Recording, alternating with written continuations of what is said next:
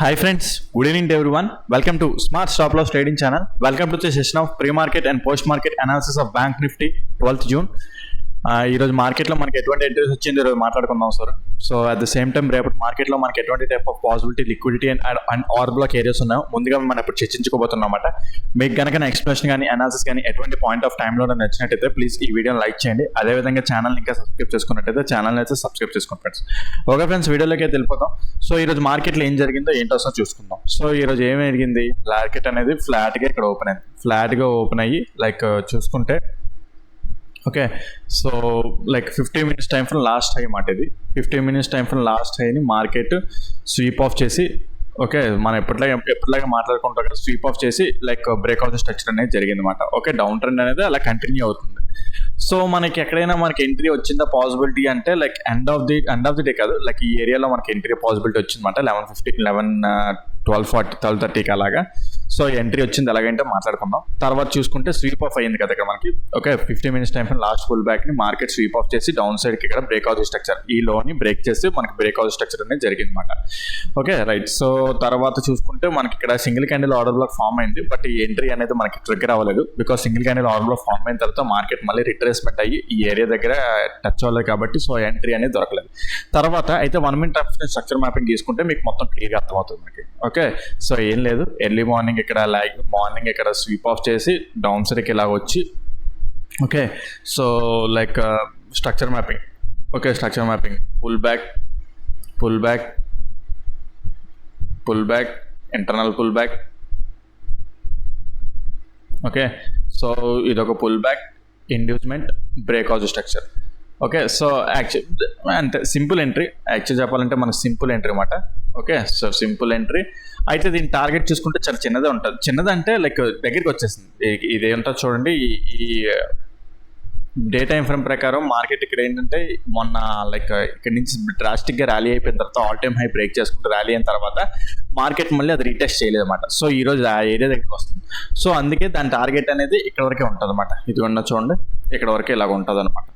Okay, so అదైనా సరే చాలా మంచి రిస్క్ రివార్డ్ అనమాట. సో అప్రాక్సిమేట్లీ 100 points దాటే వస్తున్నాయి మనకి ఇక్కడ. లైక్ చూసుకుంటే మనకి ఇక్కడ ఈ ఆర్డర్ బ్లాక్ ఏరియా దగ్గర ఇది చిన్న స్టాప్ లాస్. ఓకే, 1:4 అప్రాక్సిమేట్లీ ఇక్కడ వరకు టార్గెట్ ఇక్కడ వరకు పెట్టుకోవడం బెటర్ అనమాట. అంటే ట్రైల్ చేసుకోవచ్చు. ఒకేలా ట్రైల్ చేసుకుంటే మళ్ళీ రివర్సల్ అయిపోతే అటు కాకుండా ఇటు కాకుండా అయిపోతాం. టార్గెట్ ఇక్కడ పెట్టుకొని ఎగ్జిట్ అయితే వెల్ అండ్ గుడ్. ట్రైల్ చేసుకుంటే ఇంకా బెస్ట్. బట్ ట్రైల్ చేసుకుంటే సెకండ్ టార్గెట్ ఎక్కడ వరకు ఇంకా పెట్టుకుంటారు అంటే లైక్ చూసుకుంటే మనకి ఇక్కడ 1 hour టైం ఫ్రేమ్లోని ఇక్కడ మనకి ఇక్కడ ఒక imbalance, at the same time order flow imbalance వచ్చేస్తుంది అనమాట. ఎక్కడైనా ఎగ్జిట్ అవ్వాలన్నమాట.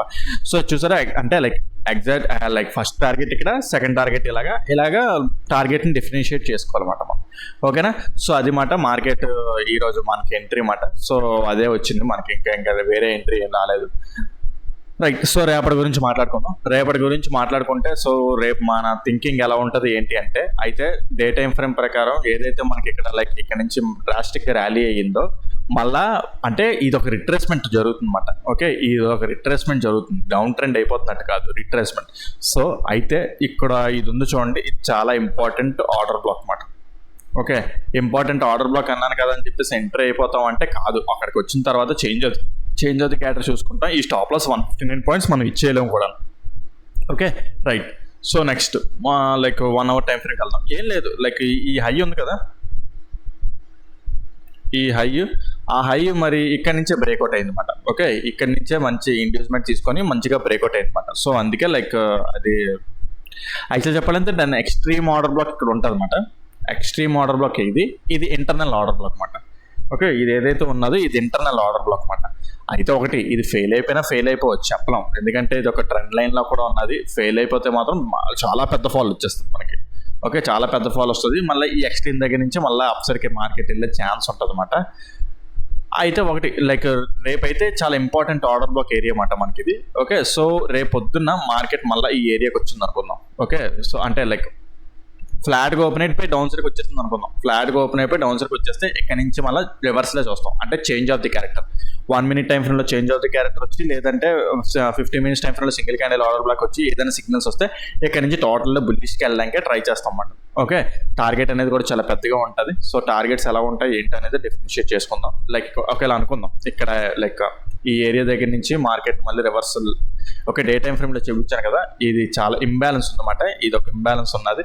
అది కాకపోయినా లైక్ మళ్ళీ చూసుకుంటే చూపిస్తున్నాను, 1 minute టైం ఫ్రేమ్లో కూడా ఇంబ్యాలెన్స్ ఉన్నది మనకి ఇక్కడ.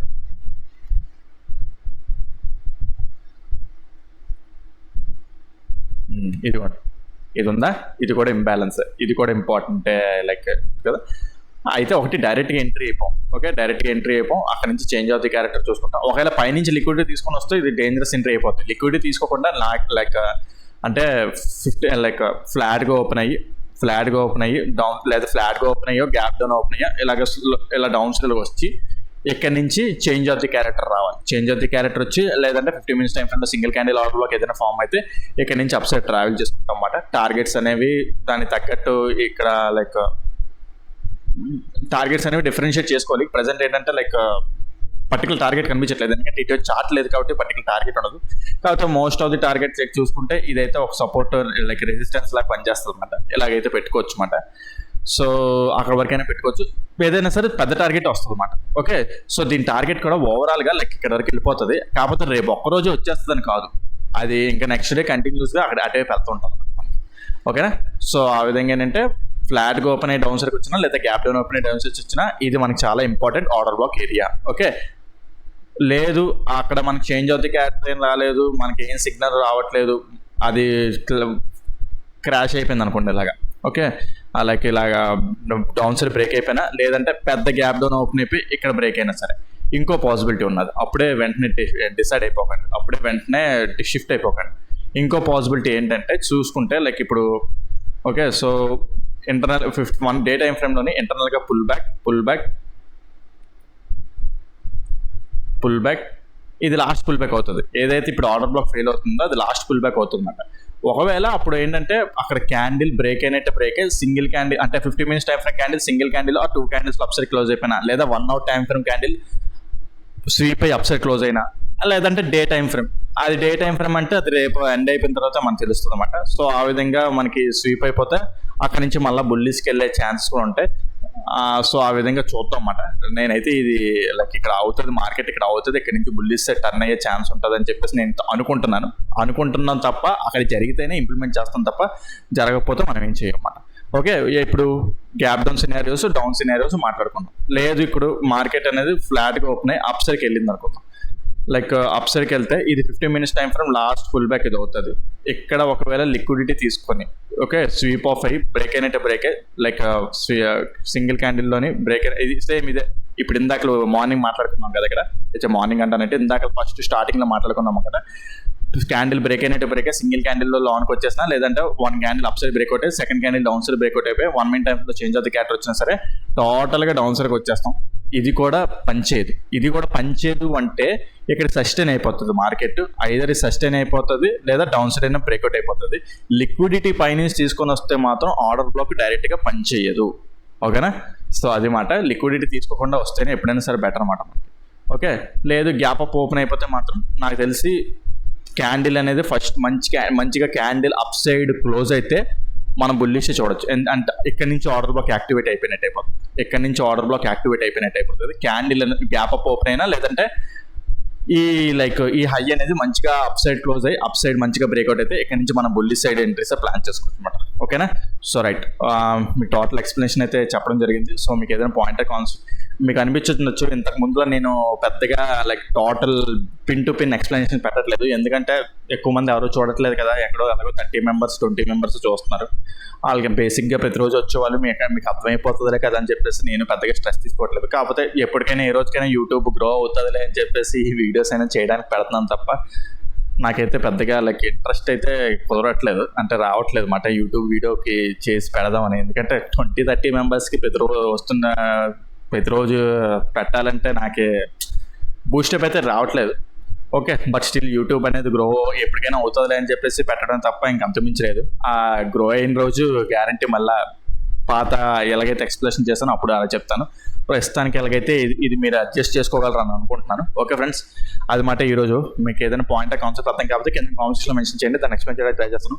అదేవిధంగా మీకు smart money concept advance liquid strategies గురించి ఇంకా డెప్త్గా నేర్చుకోవాలనుకున్నా కింద డిస్క్రిప్షన్ నా నెంబర్ ఇస్తాను, దాన్ని కాల్ వాట్సాప్ చేసినట్టయితే మీకు కోసం డీటెయిల్స్ కూడా ప్రొవైడ్ చేయడం జరుగుతుంది ఫ్రెండ్స్. ఓకే ఫ్రెండ్స్, ఈ వీడియోలో ఇంతవరకే ఉంటాను. Take care, bye.